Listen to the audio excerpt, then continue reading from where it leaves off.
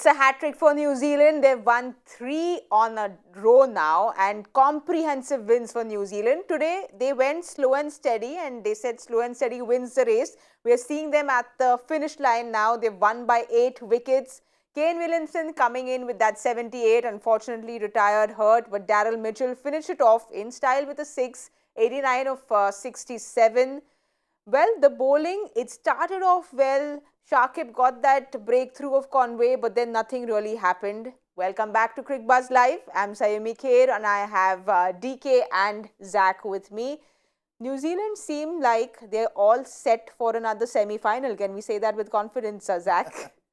I don't think we should say it with that much of confidence, but they've kick-started their campaign very well. There's still a lot of time in the tournament. We've seen teams lose momentum, gain momentum, all those kind of things do happen. What's going for New Zealand is their first game was against England and they've won that. So against big team, they've won one game. So that's the advantage right now at this stage for them. And that's why you are feeling tempted to say that they're almost through. But they're playing good cricket. That one thing you have to give it to them. Very clinical. Even today, the performance was very clinical. They started the game very nicely with the ball in hand, got those 4 wickets. After that, there was that partnership, got Bangladesh to a decent total. We thought that it's kind of in between total. With the new ball, how we've seen in the previous game on the same venue, there was some help, which was there today as well. So all the Chennai games, I think, will have this kind of a pattern. But New Zealand saw it through. They took their time. And at no point you felt that they're not in control of the game.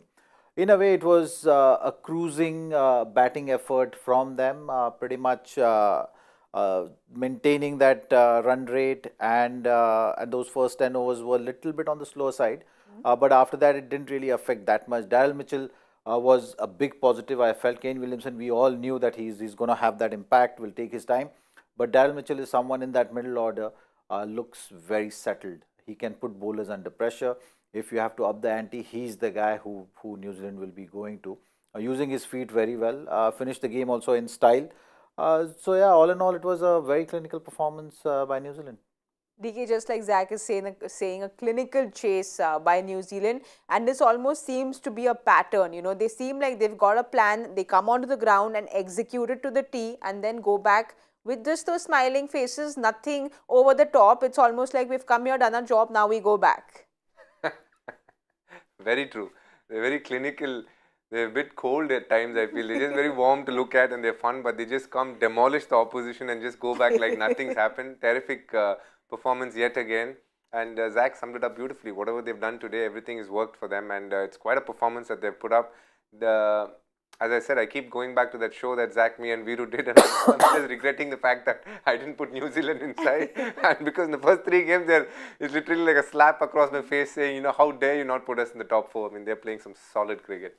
Well, I think a lot of people are feeling that because it's all, we spoke about this in the first match. It feels like they're the dark horses.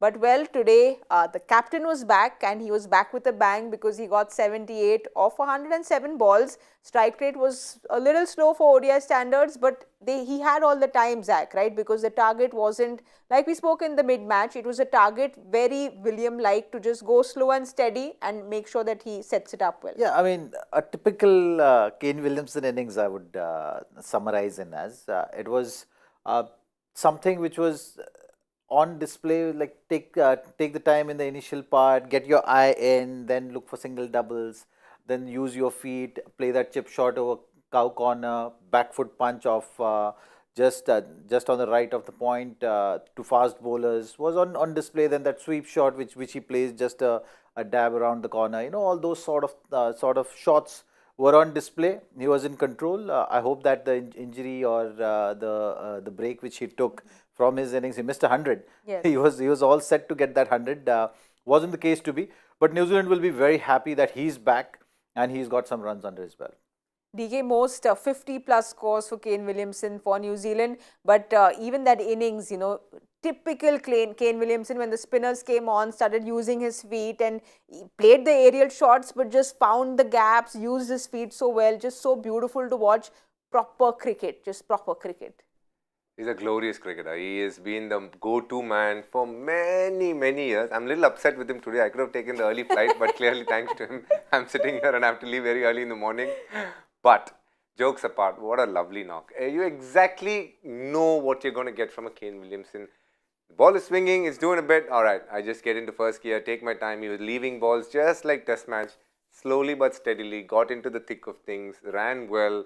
And then he played a couple of lovely boundaries, 1/6 of Shakib and the cut and the sweep. He produced an inning which cannot be more Kane-like. Just to the tee, knows his method to get runs in every format. And he's a good T20 player as well. It's amazing that he's gone at base price for Gujarat Titans. Sometimes I think about it, it's like unbelievable. But moving on to World Cup, I thought he played very, very well. You got to understand he's coming back after a long time. 6 months since he's played a proper match. I mean, you can practice as much as you want, which he wouldn't have because of his knee injury, and played a couple of practice matches. Even that wouldn't suffice. The fact that he's come today in a high pressure chase, losing an early wicket of Rachin Ravindra, just showing the world how good he is yet another time. Zach, we saw it with the bat. We saw that he was looking like he never left. But, you know, you all have gone through so many injuries yourself. After coming back from such a serious knee injury, do you feel like he's completely 100% even in the field, or do the lateral movements trouble you once you have a knee injury like that? I think he's fully prepared for the World Cup. There is no doubt about that. You have the medical staff, all the advices you get around. He's not started the World Cup. So even though he was very eager to start the World Cup, I'm sure the medical team must have set milestones for him in terms of his recovery, path to recovery, and he has just stuck with that. So once you get back on the field, it's about getting into that zone of playing match. You know, keeping up with the rhythm. Obviously, you've not played for so long, so it's very hard to replicate that kind of a thing in your simulations.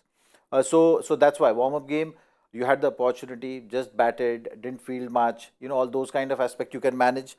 But here, once you're playing international game, then you don't have those luxuries. You have to be 110% of your fitness. And once you check that box, there is just about spending time in the middle.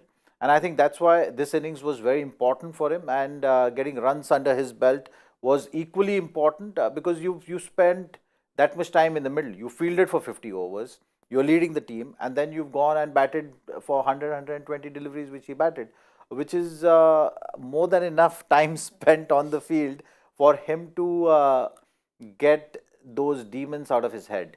You know, the injuries at times leaves you those scars which subconsciously you're carrying on the field.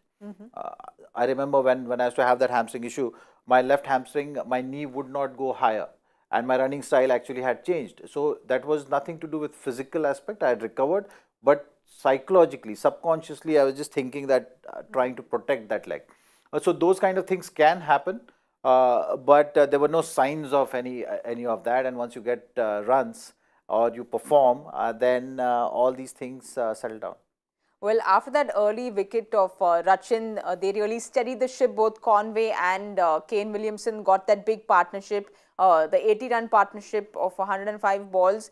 You know, DK, it's always tricky with that score. You lose an early wicket, the pressure can come on, but they didn't let the pressure come on, and they just went about it very easily. They had their moments. Conway's catch dropped, a couple of 50-50 run-out chances. But what was beautiful about that partnership was how well they understood each other. Conway, obviously a South African who shifted to New Zealand over a period of time, has played a lot of domestic cricket but hasn't played so much with Kane Williamson. He made his debut in 2021 in the World Test Championship final, and that's where the journey started together as a New Zealand cricketer. But you can see already the camaraderie between both of them, the way they were running between the wickets, or the fact that Conway knew that he had to be the aggressor a lot, and he went for shots that he probably wouldn't have if Rachin Ravindra was there, and that tells you the team and the mindset. That is very important. Who needs to be the aggressor? What you need to do is coming back from an injury, my skipper, maybe it's my turn to sometimes play a more aggressive shot, and Conway always took that option. It was great to see that partnership, one that really allowed Kane Williamson to settle, show the magic that he always has within him. But it was great to see a Conway or a Mitchell supporting him on either side of it, which was beautiful to watch. And that's the beauty about New Zealand as a team, the way they work together. Well, Conway set it up. Conway and Williamson set it up, and then Daryl Mitchell came in and finished it off. So it was perfect. The execution was perfect because the partnership between Kane and Daryl Mitchell, 108 runs of 105 balls. So they obviously stepped it up on the run rate as well. Yeah, and Mitchell was brilliant. I think right from the word go, the way he's using his feet, he's looking more settled, more assured as a batter. I felt, and in the middle overs, that is going to be required at some stage if the wickets are gripping a bit. And I think if Kane is back in the team, then he will always be that anchor, isn't it? Like he will be playing that anchor role, and all the team will rally around him. So you will need Daryl Mitchell's form for sure. You will need that start from Conway for sure. That is just going to ease off that pressure, and then comes the power of Glenn Phillips. So I think that's how they are looking to stack up against strong teams, and that is why we've been saying that Kane Williamson is so important for this team, because even today's partnerships, if you see, he's stitched one partnership of 80 runs with Conway, and then he actually had a better one with Daryl Mitchell. So if that is going to be the pattern, and that is going to be a successful batting card as long as New Zealand is concerned, they will be giving run for run for many teams in this competition, and it's already on display. You know, those signs are already on display. This team, I think, is just going to grow in confidence as they move along in the tournament. Well, Daryl Mitchell looked really confident today. Like Zach was saying, Kane was taking it easy, but he was the aggressor. We can see the 132 strike rate that he had today. So clearly the one who was going for it today. He had a great plan today. His plan was he's going to attack at the start. The first ball, I'm very sure he was sitting inside thinking, if Shakib Al Hasan tosses it up, I'm going to go for it. If I do get out, it's fine, but I'm going to go for it. He went with it, he completed the shot, and he just crossed the boundary line, and that opened the floodgates for him. The moment that happened, Shakib Al Hasan went on the back foot. He felt that probably Daryl Mitchell is going to come aggressively at him throughout this innings. He had to finish his spell quickly. He just kept milking the runs, and when the fast bowlers came, he smashed it as expected. But the way he played the spinners was beautiful. He set the intent right. That rubbed off on Kane Williamson as well. He got, as soon as Kane got past the 50, he became far more fluent. I think he was getting rid of all the cobwebs and all the all the rusty parts of his batting out, and it was very smooth. But it was mainly Daryl Mitchell. I have a feeling that Daryl Mitchell would be the man of the match, surely, for the impact he's had today as a batter. He came in at a time which could have been tricky, because I remember Zach constantly saying through the inning they're batting at a way where if they lose 2 quick wickets, then the game would change completely. But they didn't allow it to happen. When 1 wicket fell, they could have easily lost another with the first ball, and that's the beauty between showing intent and being a failure on any given day. I think success in cricket is a lot based on results. If that had been a catch, we would have been sitting here thinking, why would he have played that short first ball? When it goes for a 6, we change it around and say it's been intent, and that's good to see. That's the name of the game, and that's how it rolls. Today it rolled well for Daryl Mitchell, and it was beautiful to see him set the platform, but most importantly, finish it and be there at the end, which was great to see. Yeah, well, it rolled well for him, but it didn't roll very well for the Bangladeshi bowlers. They almost, well, looked like toothless tigers today. They started off well. They started off very well. Zach, we spoke about this in the comm box as well. There was a little bit of movement, which we saw that early wicket. But then when the spinners came on, the dew came on, and it almost felt like they didn't have any plan which they were going ahead with. Also, there was, I mean, to be honest, and fair to the Bangladeshi bowlers, they started off well, and after that, the dew factor was in play a little bit. The wicket did play better in the second innings for batting. There is no doubt about that, which was never going to make things easier for the bowling side. But they stayed in the game. I think that 20 to 30 over mark, where New Zealand were just going about 6 runs per over, that's where things started to change. And for them, it was wickets. Like how DK was saying about Daryl Mitchell, after that wicket had fallen, coming in, stepping out, looking to hit 6, gets out, suddenly the game would have been completely different. So those are the small margins. They had hope, but there was not enough help on offer with the oldish ball. And New Zealand batted well also. They didn't take any chances. They were in control. They were not. They're able to rotate strike. I think that really eases off the pressure, and with some good shot making in the middle. So So I think it was one of those kind of days where Bangladesh will take positives home, but New Zealand were better side on today to beat them. If you can have a look at the bowling card, because if I'm not mistaken, DK, I feel the spinners were economical, but they were not, well, they couldn't really pick up any wickets besides that one that Shakib got. Mehdi Hasan Miraz was played with a lot of ease by the New Zealanders. You have to also understand he bowled majority to both the right-handers in the middle when he was bowling, and they picked him off at ease. When they wanted, they hit a boundary, they hit a six of him. So he wasn't always going to be the attacking option. Mehdi Hasan Miraz is a very defensive bowler. I think only when you go after him, he picks up wickets. He also looks to bowl dot balls, not to pick wickets so much. Whereas Shakib Al Hasan, a very similar mold, and that's where they've missed the likes of a Naseem Ahmed, who's a left-arm spinner, but they're not able to put him in the squad. I won't be surprised if he comes in instead of Tawhid Ridoy very soon in the squad, or a Hassan Mahmood, an extra fast bowler. I'd be surprised if they play 4. But if you do look at that bowling, the fast bowlers started well, but once the ball gets older and softer, they didn't have much of a role to play, and it wasn't going to reverse because of the dew. It had to be the spinners who picked wickets through the middle, and clearly Shakib was the only one who created that and got that 1 wicket. But the other bowler didn't support him enough with wickets, and then it was New Zealand's game to lose, which they didn't. They just batted solidly, and as this tournament is unfolding, they are just adding to their strengths, which is great to see. The last time they chased down England's total with 1 wicket to spare, this time just the 2. It's been brilliant to see them go about their things in such a professional and a clinical manner. Well, they're adding to their strengths. Let's have a look at the points table, because they have gone back to number 1. The net run rate looks great. 3 in a row now for New Zealand. New Zealand have defeated Bangladesh 6 times in the World Cup now. Zach, what do you think Bangladesh can do when they go back home today? You said they have quite a few positives to look at. Well, the biggest positive for me today was they've been put in tough situation. They were 4 down at 56. So Shakib and Mushfiqur stitching that partnership there, getting them to a total from where they could fight is something which is the biggest positive, because they've not been very consistent with the bat. So they need to take those positives, maybe some help from the top order. Shanto, Liton Das coming to party, giving them that kind of start, and these guys continuing with the form. They might be able to go beyond 270, 280, which will give them a better chance in any game or whoever they will be playing against. With the ball in hand, I think with the new ball, they were good. Yeah. You saw some nice swing. Shoriful looked good. Mustafizur was able to provide that breakthrough. Tashkin is playing a different role. We've been seeing him with the new ball, but now they're using him as one change, maybe going the Pakistan route of using Haris Rauf, the way they've been using, hit the deck hard, create that kind of pressure in those middle overs. So he's playing a different role, and he'll have to adapt to that. He looked little low on confidence because of that. I think he's comfortable when he's bowling with the new ball, looking to get those outswingers going. So that one little adjustment they'll have to do, figure out what is the ideal role for him. Other than that, I think they are a spinner short. That is something which they'll have to work on. But on the whole, you get a sense that if they score runs, if they put runs on board, with Shakib's experience, they will be able to create and create pressure and put teams under pressure.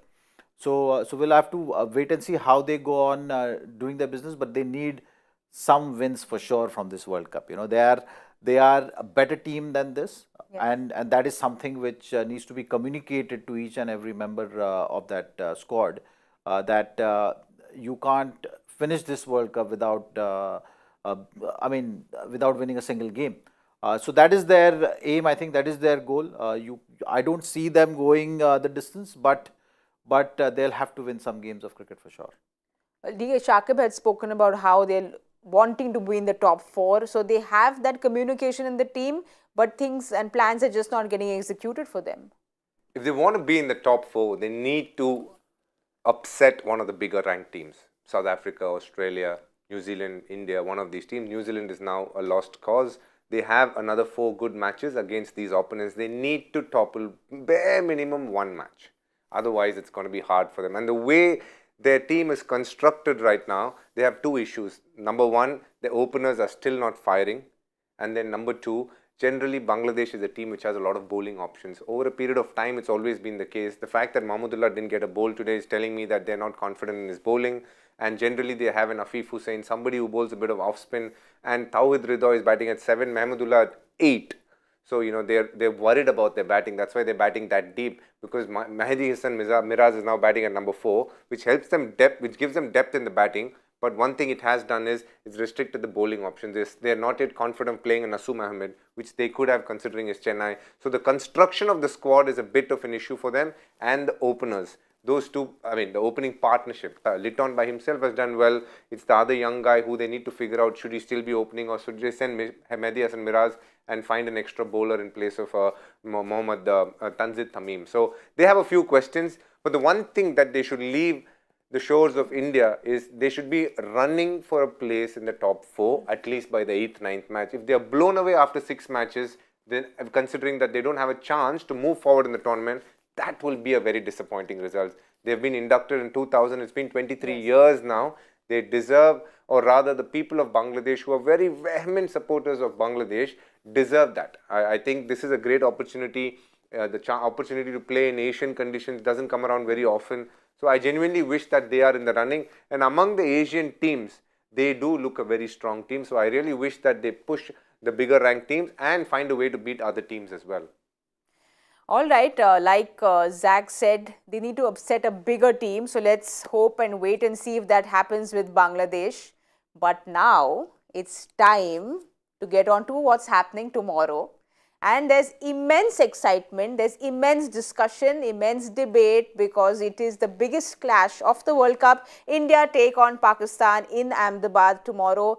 It doesn't get bigger, does it? Because we spoke about it in the mid-match. I couldn't contain my excitement. I have been chewing their brains through the match, because it's just so exciting when India take on Pakistan. I don't even know where to begin, but let's begin with India, because like we spoke in the pre-match show, Shubman and the news of him being 99% available. I don't know what to make out of that. As a crazy fan, you just feel like, okay, that means he's there, 99%. But we would like to hear them say he's 200% available tomorrow, wouldn't we, Zach? Well, at least 120%. Zach, what is your... At least 120% ready to play the game. Really? Do you think he'll play tomorrow, or he'll not play tomorrow, Zach? See, for India-Pakistan game, you don't want to give 100%, right? You want to give 120%. That's true. If you have 150, you'll give 150. So that's how the game was. No, but I think if he's fit and available, he will walk into the side. There's no doubt about it. It all depends on the medical team, if they are able to clear him. And like DK was earlier saying, Ahmedabad is his venue, isn't it? Yes. He scored so many runs there. So from that point of view, he will not think of how much practice I've got, whether I'm prepared, not prepared. I think it's the venue which is going to take over, and he's scored enough runs there on that venue to be in that zone. But what matters is his health, and what matters is his fitness. If the medical team is clearing him, I think he walks into the side. But we also heard reports that he went into net practice, batted for 30 minutes, and then was a little tired, slept on the ground, but then got in and did net catch practice as well. So the positive is that he is practicing, obviously 30 minutes, and then not feeling great is not the biggest positive, but we'll try and ignore that, DK. The biggest problem for him will come if India bowls first. To field 50 overs in that heat, and it's a hot place, it's going to be a warm day tomorrow, and then back it up immediately with opening, that will be the biggest challenge. If by chance we're batting first, we'll get the much better version of Shubman Gill, because he'll straight be batting. Unless and until he reaches a big score, he won't feel so tired. Then you have the adrenaline which will kick in, and he should be fine if we bat first. If we are chasing and he's fielded 50 overs, that is my only worry. The medical team, just as Zach said, will know that best, and they're aware of all the situations. But I wish that he doesn't push himself with a little more than he should, only because it's an India-Pakistan game. I think the bigger picture is we'll need him through this World Cup. Yes, it's an important game. Yes, it's an India-Pakistan game.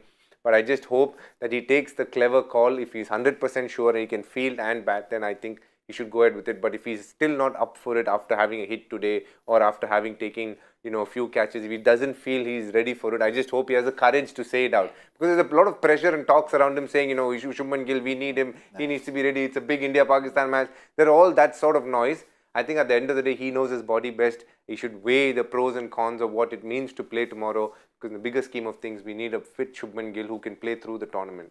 No, absolutely. We need a fit Shubman Gill, but crazy excited fans like me obviously want him to play tomorrow. So in case he's fit 120% fit tomorrow and he plays, is that the only change you'll see? Do you think they probably will still back Shardul, or we can see a Shami come in tomorrow, Zach? I think the bowling. Again, don't go to Shami. Zach knows the answer. But The bowling, I don't think they're going to change. No, we're talking about tomorrow now. I'm not selecting the team there. Correct. I was just going to say that Zach, deep down, I know if given if he's the coach Yes. sitting there, Shami is playing tomorrow. But because he knows what they would think, I'm sure he has answered. knows the answer. Good. No, it is I true, didn't Zach. want to bring that point up. Now you brought it. No, but genuinely, you would have, if you were the captain, you would have thought about Shami, right? Yeah, for sure. For sure. Fair call. I mean, even I genuinely. Yeah. But it is what it is, like Zach said. I think we know what it is. If at all there is the one change, it will be Gill for Kishan.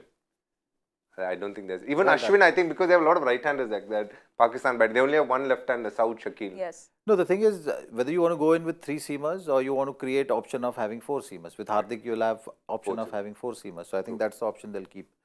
So yeah, I don't see any more changes. I think Shubman's fitness is going to be the debate. All right, I should stop asking all my questions today because we have to ask them questions tomorrow as well. So let's have a look at Pakistan's squad and see what you think they're going to go ahead. Obviously, after that 100, Fakhar sits out. So the opening now is sorted for Pakistan. But any other changes that you see? Absolutely not. They'll play the same 11 that they played. A couple of the batters were not even tested. So I think they will go ahead and play the same 11. There are going to be no changes.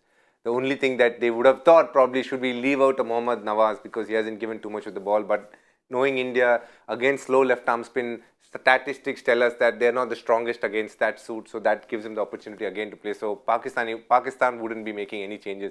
Generally in the Asia Cup, they used to put the 11 before the game. So we could discuss the 11, but not anymore, I guess. Yeah, it's just making us have more discussions now that we don't have the 11. But Zach, we spoke about this. Babar, the batsman, needs to fire big time for Pakistan because he is that key player for them.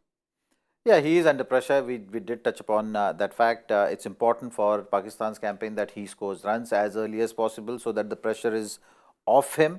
Everyone have been asking him that question. That pressure is building.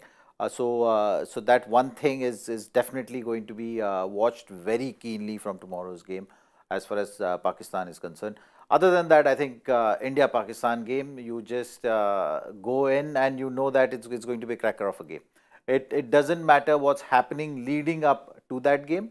Everyone is going to be up for it. It's going to be packed stadium and everyone will be glued to the television sets even if they are not in the stadium. So yeah, it's all excitement. Okay, so Zach got his first innings prediction correct. So let's go into who your players to watch out for are going to be tomorrow. DK, you can go first. I mean, it's India-Pakistan, Virat Kohli. And for me, from the Pakistan team is what I have to think. I will back Mohammad Rizwan. I was hoping that Jadeja gets Rizwan tomorrow, but that we'll wait and watch. Zach, your player to watch out. I think I'll start with Rohit. Rohit has shown tremendous form in the last innings. 100%. And when you're looking at these 2 matchups of the team, you know Shaheen Shah Afridi's form is going to be very critical for Pakistan. And if you don't give them that early breakthroughs, it's going to be a completely different game. There's no doubt about it. So from that point of view, Rohit Sharma, I think, is going to be someone who everyone will be hoping that he has the kind of innings which we've seen in the previous one. For Pakistan, I think Shadab is going to be very crucial. I think if he is bowling well, because that spin weakness has been very evident right throughout the Asia Cup and now in this campaign. That is that weakness there in that Pakistan side. So if he's taking more responsibility, if he's up for it, then it will be a good game for Pakistan.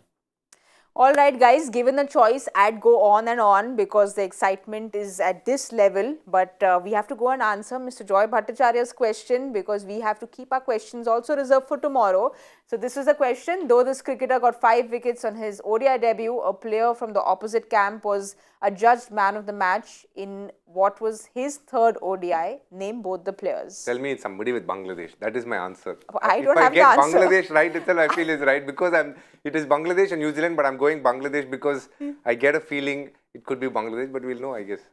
All right, there is a Bangladesh connection. So, Zach, any guesses? No, he was the one who did all the work. He mentioned it also that time that Stuart Binney's wickets and then some connection you were putting, na? 5 for... No. Yeah, you did in the pre-match. You said if one gets 5, then something. Yeah, somebody gets 5.